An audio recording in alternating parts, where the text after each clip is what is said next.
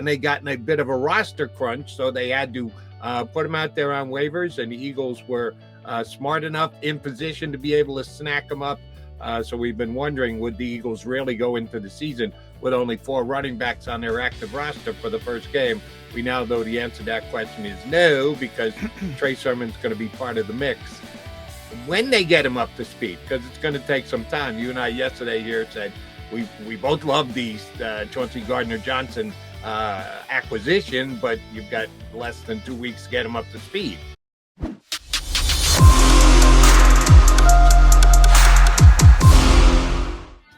It is a Football Friday here on Birds 365. Thanks for streaming on in with your Mac and Mac guys, John McMullen and Jody McDonald. We've got you covered for the next 2 hours with a good Football Friday show. It is our penultimate Football Friday show before the season gets underway. Penultimate. I like it, Jody. Like it. Yes, we like it because that means the season's getting close. First thing first, our condolences to our good buddy Mike Gill. His Mountaineers went down last night with a lead 7.5 minutes ago. Ball at midfield. Supposed to win that game. Couldn't get a first down. Watched the opposition go the length of the field, and then a picked off pass late in the game by Daniels leads to a victory. Sorry about that, Mountaineer fans. Love rubbing salt in the wound. Well, my issue with that game, and unfortunately I didn't get to see it, but it should be played every year, college football people, who's ever in charge. That's a perfect example of the mess they've made and all the conference changes and all the things. And you lose those great rivalries. And how soon is Keydon Slovis back in the first round of the draft, Jody? Yeah, how quickly? Yeah. I'm probably too much of a geek when it comes to judging college players for the NFL and a quarterback more than any other position. I didn't think Keydon Slovis could play when people were talking about him being a first-round draft pick. And I thought it was stone cold nuts. And, yeah, he's kind of proven that out to be just one man's opinion. Bigger game, Pitt, West Virginia, Pitt, Penn State.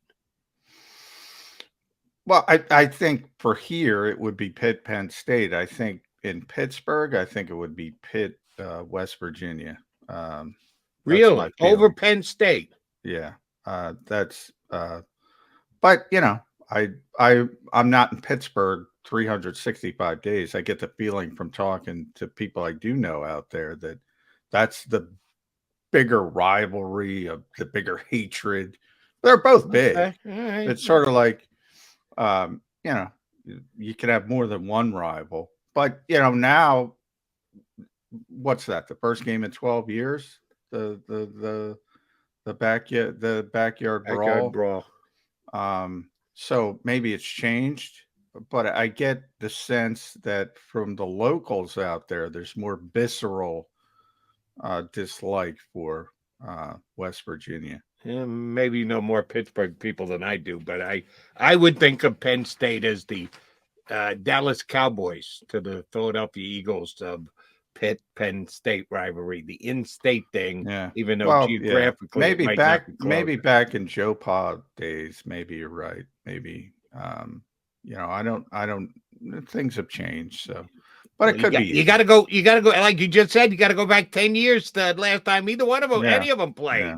Yeah. So, well, that's it. That's the biggest shame. It'd be nice to have them both. How's that? It'd be nice to have them both. But you got to play. Oh, and the Big Ten's only getting bigger, so there are going to be less chances for Penn State to play non-conference games against rivals anywhere else. So not going to happen. But our condolences to our good friend Mike Gill, who watched his Mountaineers go down in flames last night. All right, J-Mac, you sent me a text earlier in the day. I'm glad to hear that Howie Roseman is listening to Birds 365.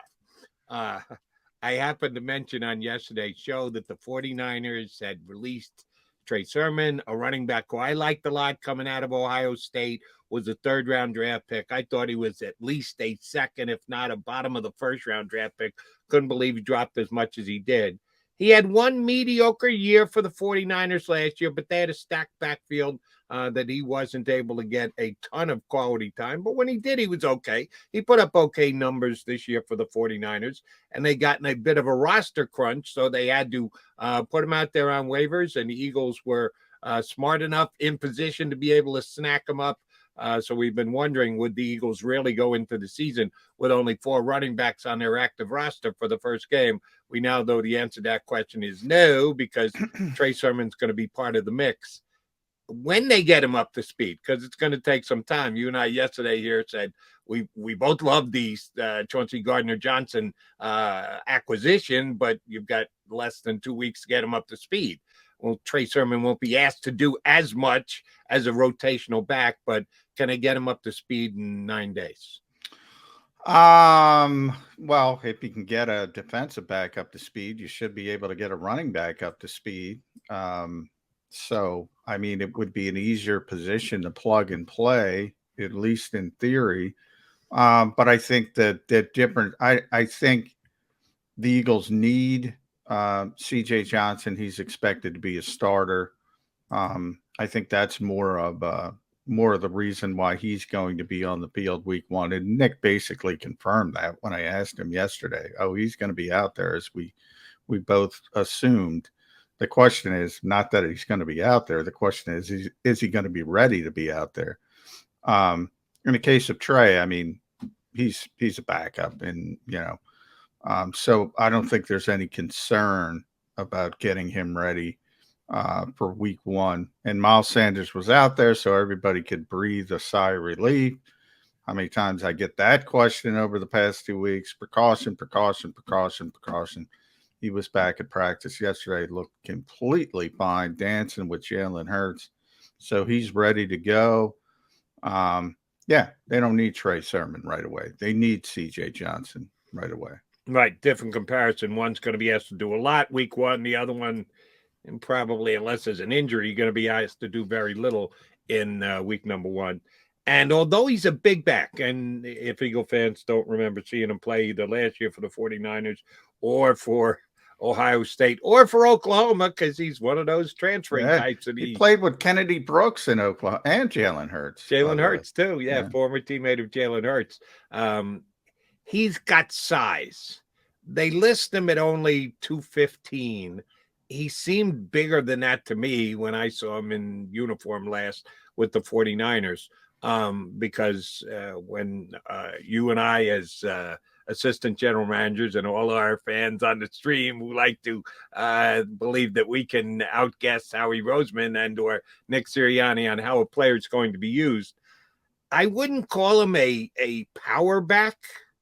That he's got the size. You would think that he could be a power back because he runs with his pads low enough and he's got good beef attached to him, but that wasn't his game that I saw on a collegiate level or the few carries that I saw with him for San Francisco. But I believe that if they told, that's what they work with him on, that's what we want you to do. We want you to move the pile, run between the tackles.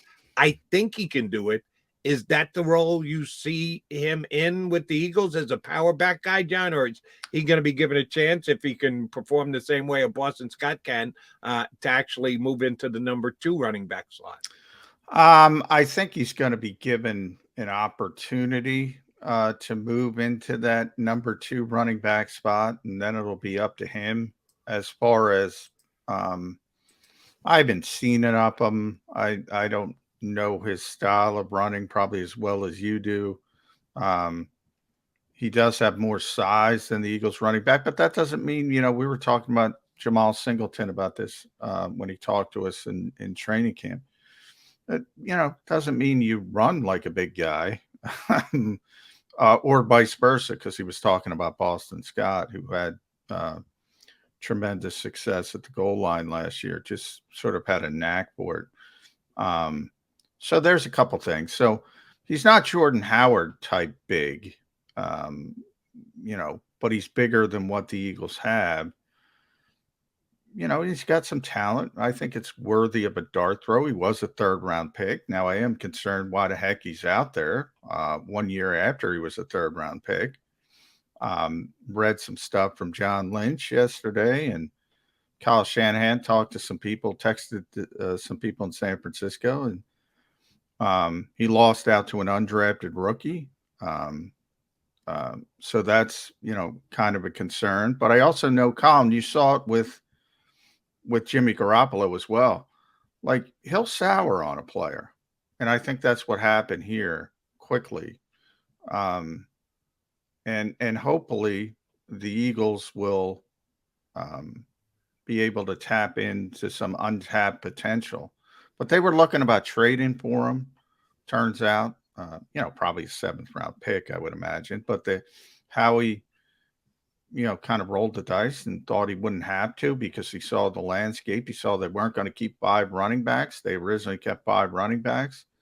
And sure enough, they claimed the offensive lineman and they put him on waivers, and the Eagles were able to get him. So calculated gamble again, working out for the Eagles. By the way, they also got Davion Taylor back, so another calculated gamble works out. So Howie's really good at that stuff. Worthy of a dart throw is how I would describe it. Agreed on all fronts, and how he has this offseason played the roster game. That's been all of what these last 4 days are about. It's on the general manager and his staff to calculate who you want to cut. You got someone on the fence. Can we let him go? Can we get him back to the practice squad? Can we wait on a guy that he's going to get cut like a Sermon? How he's pushed all the right buttons. You got to give him a ton of credit for that. Quick aside before we jump back into the Eagles. Kyle Shanahan souring on somebody. Then why the hell is Jimmy Garoppolo back with the 49ers? If he quote unquote soured on him, why did they do the deal that they did, that they felt they just had to get something for him and nobody was offering nothing? As much as any other roster move during the last couple of weeks, what surprised me most is Garoppolo back to the 49ers. I just didn't think that was doable. Is that a general manager, big foot in the coach thing? No, I think it's Jimmy accepting his lot. Remember the contract, they weren't going to pay him his contract as a backup quarterback. The surprising part of the whole thing was when they were looking to trade him, you saw a couple times Kyle kind of throw him under the bus. And, he's not going to be here and all that, which doesn't make any sense. And then from that standpoint, you say, well, why would Jimmy want to come back when the head coach is throwing him under the bus? So you have that part of it. You have the part that obviously he doesn't want to take a pay cut unless he has to, which ultimately he had to. And then from the 49ers perspective, I think it was, and to their credit, he's a bad starting quarterback, but he's a really, really good backup quarterback. So, things shift. And if you can repair that relationship, and who knows if it's repaired completely, but he's a really, really good backup quarterback. So it completely shifts the mentality, and they don't have a proven starter. So it's good to have a good backup when you don't have a proven starter. I'm just surprised the way Kyle, and I like Kyle. We've been doing this show long enough, but I like Kyle as a schematic guy. Some of the other parts of the job, managing personalities, things like that, he's not as good at. He's a young guy, but he's sort of got that old school mentality. Obviously, his father was in the league forever. He's been around the league forever. He's got that gruff personality. Now that Mike Zimmer's gone, he's probably the gruffest head coach, willing to say, this guy's this. And he did the same thing with Trey Sermon. Same exact thing. He wasn't ready to play last year when he got an opportunity. And there's a third. That's the 88th pick in the draft. Gone next year. 1 year.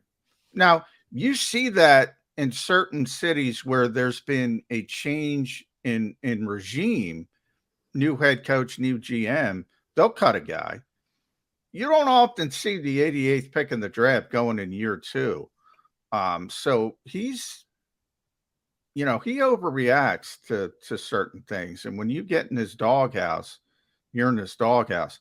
Hopefully Nick Sirianni connection, all that, blah, blah, blah. Hopefully he connects with this kid because he's got talent, and maybe it works out for the Eagles. And you mentioned the Eagles were also able to get Davion Taylor back onto the practice squad. If they had lost them, it would have a comparable year, couple more years on the actual roster. But 3rd-round pick by the boards, certainly before his rookie contract runs out, is looked at as, maybe that wasn't the best of picks. But at least they've got him back onto the practice squad. And he was a weird guy, John, because I trust you with this because you're down there at practice every single day. You were singing his praises pretty good at the beginning of Oh yeah. summer, that Manny looked good in camp, and noting that he got runs with the ones before Nakobe Dean did, that they were bringing Dean along slowly because he was a rookie. And apparently, supposedly, Taylor's experience was elevating him. And then they played in the preseason games, and he just was not Yeah. good, and that's why he was released. And that's why I said yesterday on the show, Jody, that to the Eagles, the preseason games only matter if you play poorly. Yeah. Because they don't care if you play well. All the splash plays, Devin Allen, Jason Huntley, they don't care. But if you show up and play poorly, like Davion Taylor did, then it hurts you. It hurts you dramatically. Yeah, it was pretty significant drop off. And don't take my word for it. There are a bunch of other reporters there as well saying, Davion looked great those first 2 weeks, those first 10 days, maybe. Great. We were like, wow, look at this guy. And then the game started and just 180. Yeah. But you got to be able to make plays with pads on. That's kind of a key in the National Football League. It's great when they got him back, and hopefully, you never know. They might need him. They might need him down the road. Continue to coach him up. All right. And one other big happenstance yesterday at practice, Andre Dillard going to be out for a period of time, non-displaced fractured arm. They're definitely going to put him on the IR. But the early reports were not season ending, maybe somewhere around mid-season, a 6-8 week injury. Somebody's got to replace him on the active roster. What way are they going, Johnny Mac? Who's stepping in for your boy Dillard as the main backup at left tackle? I would think it's got to be LaRaven Clark. They got him back on the practice squad. Veteran guy, has played the position quite a bit. When Andre was down with a concussion, Jordan was down with a concussion at the exact same time in camp. They tried Josh Sills at left tackle. I think that's one of the reasons he's on this team, because he put his head down, he worked hard, he persevered, but it wasn't great. Coyote Awasika's on the practice squad. He played left tackle in college, but the Eagles have pretty much, and he played left tackle when those guys were out, but they've mainly cross-trained him at guard. They think he's a better inside player. Then you have Driscoll, but he's never played left tackle. He's only played right tackle. I think you got to go LaRaven Clark. And that's a big drop-off. That's what we're saying with Andre Dillard. It's nice to have that insurance policy, but now it's gone. So hopefully Jordan Mailata stays healthy. Let me ask you about one other name, because I was interested to see if you put him into the mix. Sills made this roster. It's kind of a surprise to Jody McDonald. Yeah, I said Sills. Did you say Sills? Yeah, Sills moved there. I said that's one of the reasons he made this team, because right. You said it previously, but you didn't say it today. I asked you to run down. No, I just said it 2 minutes ago. I said he was the first name I mentioned, Jody. No, Josh the first name you mentioned was the LaRaven Clark. No.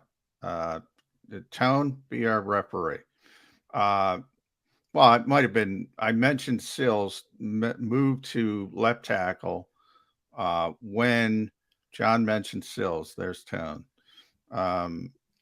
He moved to left tackle when they both had concussions, Dillard and Mailata. And that's one of the reasons he made the team. He persevered. And I think Jeff Stoutland had tremendous respect for that.